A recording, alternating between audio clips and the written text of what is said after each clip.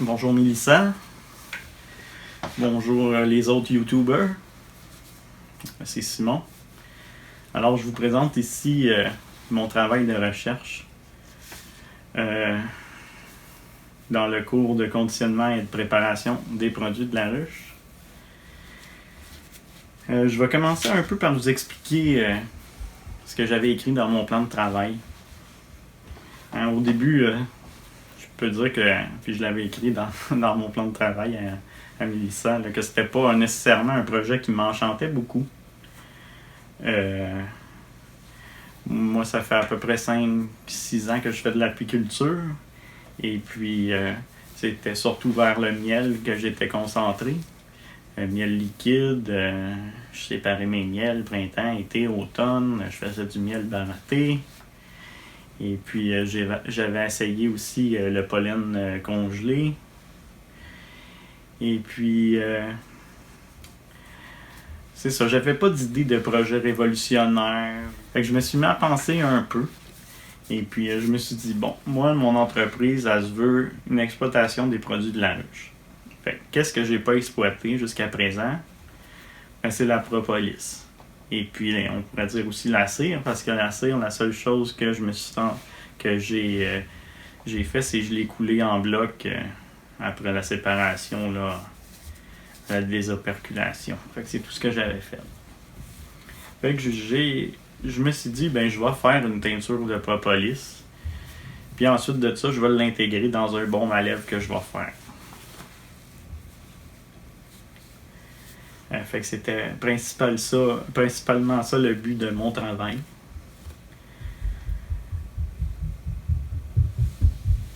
Ben écoute, c'est un travail qui m'a amené à me poser beaucoup de questions, parce qu'il y a un paquet de recettes là, pour la teinture à propolis. Je me suis rendu compte qu'il y avait beaucoup de façons, beaucoup de recettes différentes, et puis je savais pas trop laquelle était la bonne. Fait que j'ai essayé des choses. Comme j'avais dit dans mon plan de travail, ça se peut que ça soit carrément une catastrophe ou ça se peut que ça fonctionne très bien. Pour ce qui est, en tout cas, vous allez voir mes vidéos, là. Et puis, vous le jugerez, mais... Bon, ben, c'est une expérience que je fais, là. J'ai jamais fait ça, fait qu'on va voir ce que ça va donner. Ça, c'est la propolis que j'ai récupérée en grattant mes ruches. C'est de la propolis de grattage. C'est pas de la propolis, on pourrait dire pure, là, récoltée avec une grille à propolis. Là. Fait que comme première étape, je vais essayer de la nettoyer. J'ai vu différentes choses là, à l'eau. Ça devrait refaire remonter la cire. Puis la propolis devrait descendre. J'ai vu l'eau chauffée, il y en a qui semblaient pas prendre de l'eau chauffée, en tout cas je sais pas ce qui est le mieux. Fait que je vais l'essayer. Et puis on verra. Alors un coup dans l'eau, ça donne ça. Normalement la propolis devrait tomber au fond. Mais j'ai regardé les motons qui étaient au fond versus ce qui flotte. Parce que c'est quand même pas mal sec, là, ma propolis est sèche. Fait que je sais pas. Je suis pas convaincu que ce qui est au fond, c'est vraiment de la propolis à 100%. Fait que je vais tenter la technique de le faire bouillir. On va voir ce que ça va donner.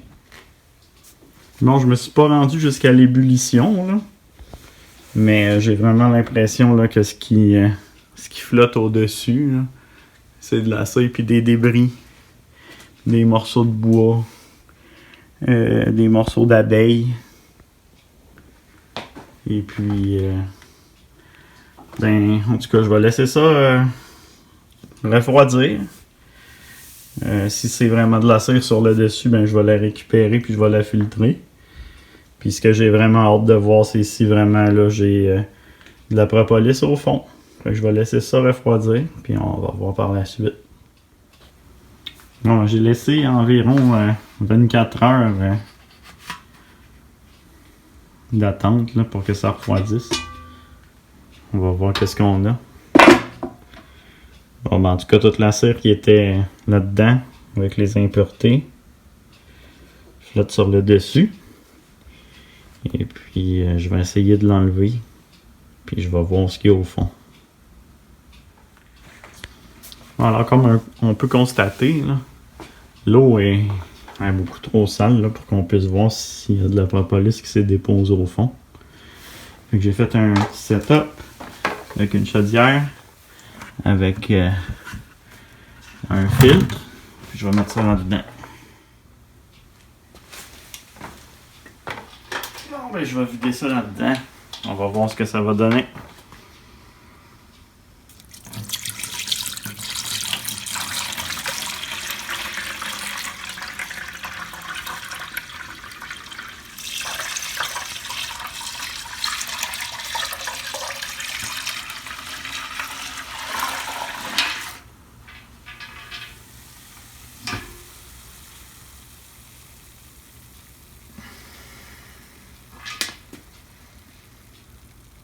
Bon. Là, voyez-vous, il y a peut-être quelque chose que j'ai fait de pas correct. Je m'attendais à ce que ce soit des morceaux, mais j'ai comme une genre de bouette au fond. Mais ça me semble quand même être de la propolis, que je suis un peu surpris du résultat. Là. Fait que je vais regarder pour étendre ça dans le filet puis le laisser sécher. On va voir. Fait que je l'ai cassé au marteau. Là. Il était pas si dur que ça parce que je l'avais mis au froid. Et puis on va découvrir là ce que ça donne. Dans le fond, ça me donne quand même une poudre qui est pas si pire. Là. De ce que j'ai lu, l'alcool est quand même capable de dissoudre assez facilement. Hein. Même s'il y a des gros morceaux. Là. Fait que ça devrait pas être un problème. Même si n'a pas été passé au moulin à café. Fait que la prochaine étape, c'est de mettre ça dans l'alcool. Puis on va le brasser à chaque jour dans le fond, puis mettre ça à la noirceur. Moi, je vais utiliser, comme qui était écrit dans la recette, là, j'imagine que c'est la recette de Mélissa. Je sais pas si c'est la sienne ou si elle l'a trouvé en tout cas sur internet, peu importe. Là. Il était écrit qu'avec de la vodka à 40%, ça marchait. J'ai lu à d'autres endroits qu'il recommandait de ne pas utiliser de l'alcool en bas de 70%.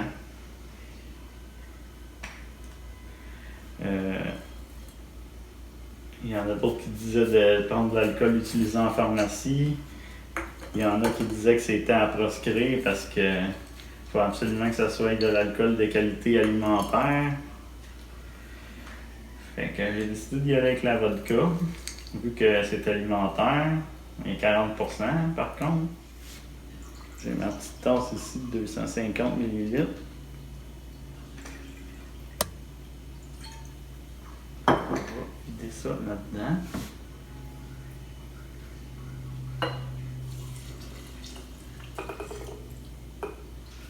Un autre.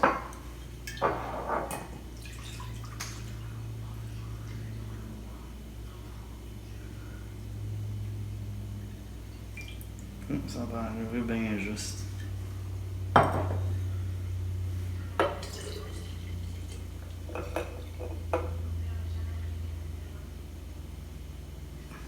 Bon. Il faut bien brasser à chaque jour puis garder ça à l'abri de la lumière.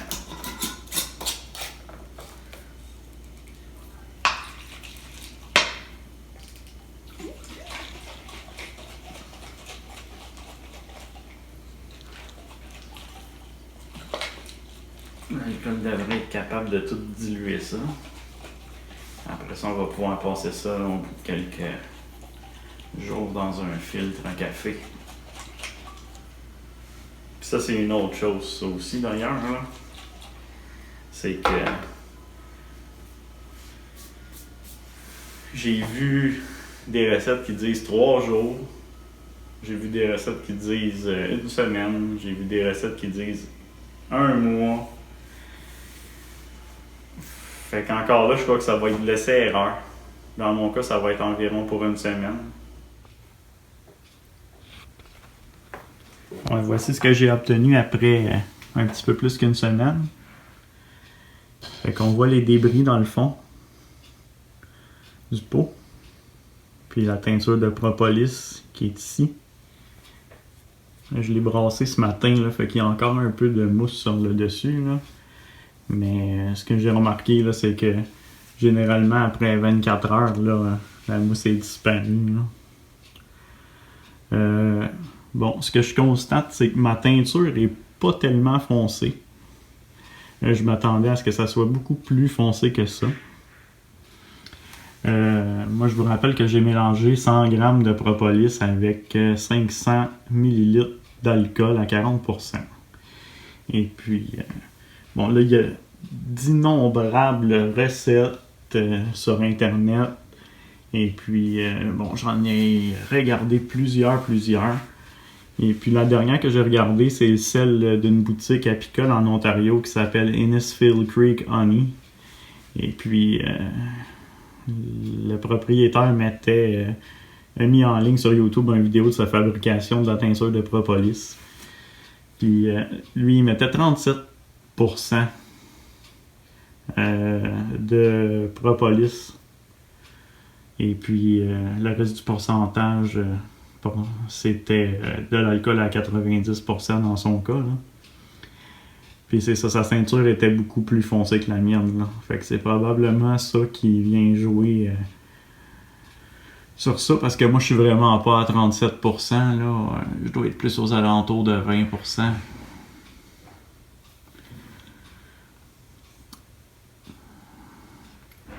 Fait que là, le défi, c'est de filtrer ça, de mettre ça dans un autre pot. Et puis, ensuite de ça, de mettre ça en petite bouteille.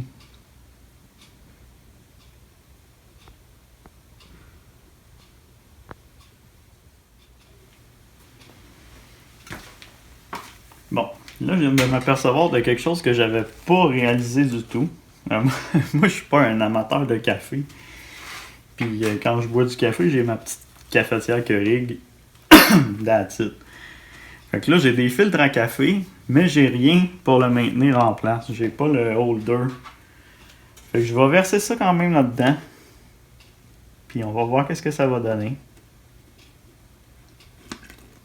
Je vais y aller tranquillement, je vais le laisser s'égoutter.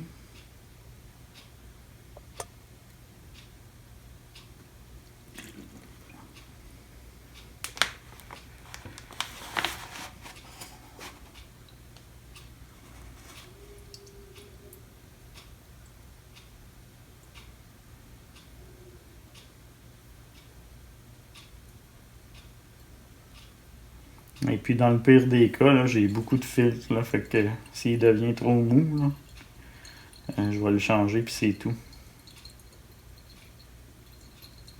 On voit que ma teinture est vraiment claire. Là.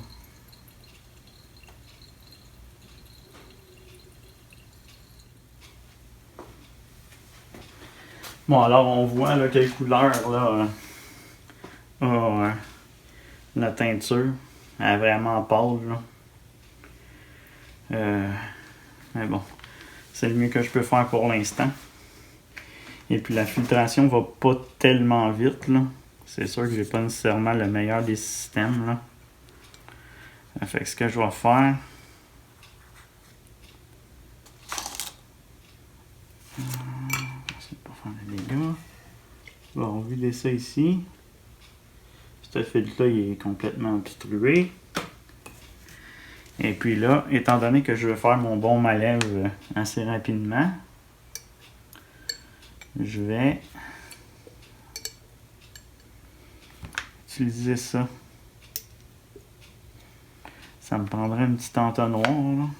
Sauf que je me rends compte que j'en ai pas non plus. Ou que je les trouve pas.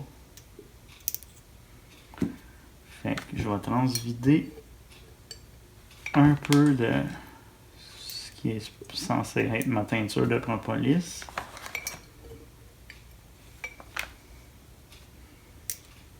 Dans ma bouteille. Puis de toute façon, moi, j'en ai besoin juste de quelques gouttes pour ma recette.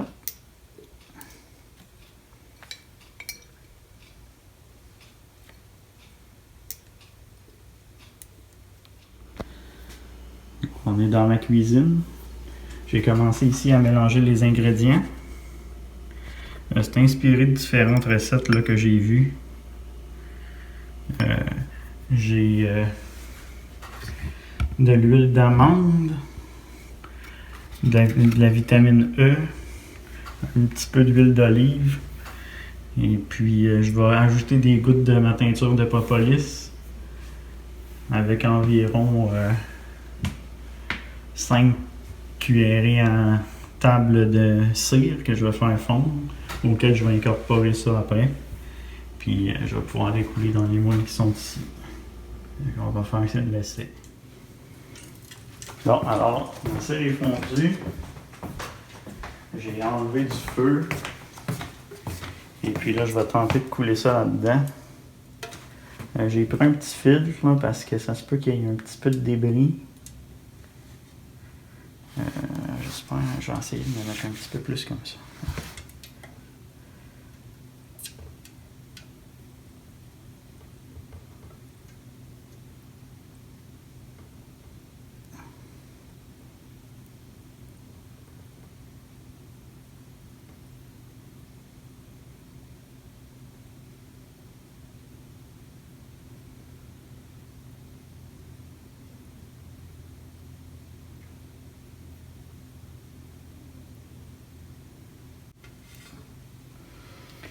Fait qu'on va laisser durcir ça.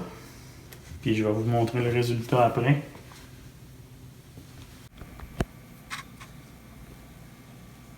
Bon, en fait, j'ai mon rack ici, là, de ce que j'ai coulé tantôt.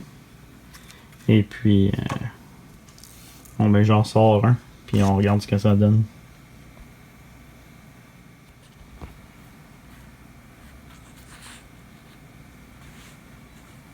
Bon, ben, je vous ai mis ici un échantillon de ce que j'ai fait. Je l'ai mis au frigo là, pour que ça refroidisse plus rapidement. Je pense que c'est ça qui a fait que ça a créé un petit trou dans le milieu. Et puis, bon, je suis quand même capable là, de la faire glisser du pot.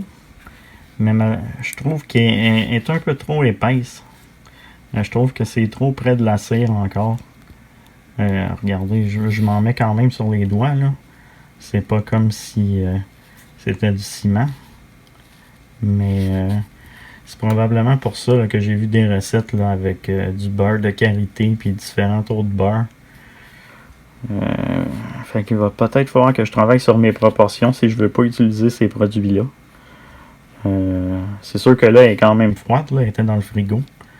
Je pense que ça va être quand même utilisable, mais ça va être à retravailler. Bon, fait que vous avez vu mes vidéos, vous avez vu le produit fini. On peut dire que c'est quelque chose qui n'a pas été facile, vraiment, je m'attendais pas à ça. J'étais certain que ça allait être beaucoup plus facile que ça. J'ai probablement commis des erreurs. S'il y en a qui veulent m'écrire des commentaires au bas de mon vidéo, les commentaires sont activés, là, fait que vous pouvez m'écrire. C'était la première fois que je faisais ça. Moi, je pense que ma première erreur, ça a été quand j'ai fait chauffer la propolis puis la cire dans l'eau pour séparer tout de suite la cire. Parce que je trouvais que le lavage à l'eau tout simple, ça n'avait pas été suffisant. Probablement que j'ai perdu des propriétés de la propolis à ce moment-là. Et puis, le fait que la propolis soit pas moulue, je pense que ça l'a pas vraiment changé quelque chose. Parce que j'ai vu les dépôts au fond, puis vous les avez vus aussi. En tout cas, j'espère que vous les avez bien vus dans la vidéo, là, quand je l'ai montré dans le fond du bocal. Ce qui restait, là, c'était pas des morceaux, là, c'était juste une fine poudre. Là. Fait que c'est sûr que cette partie-là, j'aimerais ça l'améliorer dans l'avenir. Ensuite de ça, une autre chose qui a peut-être pas joué en ma faveur, et puis ça, j'avais aucun contrôle là-dessus malheureusement, là, c'est que mon idée au départ était de le faire avec de l'alcool à 70%, de l'alcool bien banal qu'on peut acheter en pharmacie. Et puis après avoir lu quand même assez sur le sujet, je me suis rendu compte que environ 75% des sources, je dirais, que j'ai consultées disaient que c'était pas bon de le faire avec de l'alcool qui n'est pas fait pour la consommation humaine, même si si on fabrique un produit qui est destiné uniquement à l'usage externe du corps. Puis que dans le cas des baumes à lèvres, ben c'était pas recommandé d'utiliser ce type d'alcool-là, mais plutôt d'utiliser de l'alcool qui est consommable. Fait que j'ai reviré comme un peu mon fusil d'épaule, puis j'avais vu d'autres vidéos qui en parlaient aussi. Puis ce que je m'étais dit, c'est que j'allais utiliser l'alcool global 94, qui est de l'alcool à 94% disponible en SAQ. Fait que je suis allé à SAQ près de chez moi. Et puis, premièrement, en rentrant dans la SAQ, ben, j'ai découvert que les centres de distribution étaient en grève. Fait qu'il y avait à peu près rien sur les tablettes. Puis ce qu'on m'a dit aussi, c'est que cet alcool-là était plus disponible depuis le début de la pandémie parce qu'elle avait été en quelque sorte réquisitionnée où les fabricants, en tout cas, préféraient la distribuer à des compagnies pour la fabrication de gel désinfectant, entre autres. Mais que c'est un produit qui allait redevenir disponible après la pandémie, mais probablement qu'il ne serait pas en exposition sur les tablettes. Là, il faudrait le demander. Fait qu'il y avait de la Global 40, qui est 40% d'alcool. Moi, j'avais déjà de l'alcool à la maison qui était 40% d'alcool. Fait que je suis allé avec ça. Est-ce que ça le nuit ou non à la qualité de ma teinture? Je le sais pas. Une chose est certaine, c'est que j'ai vu des vidéos, puis je pense que j'en ai parlé dans le début de mon vidéo ou pendant les différentes étapes. Là. J'ai vu une vidéo d'Innisfil Creek Honey en Ontario. Et puis, lui, il recommandait l'usage là, d'une alcool très forte, 90-94%. Et puis, pas en bas de ça. Là. Fait que je sais pas, là, il faudra que je tente l'expérience un jour pour voir si ça fait vraiment une différence. Alors, j'espère que vous avez apprécié mon expérience et puis si ça peut vous inspirer, tant mieux.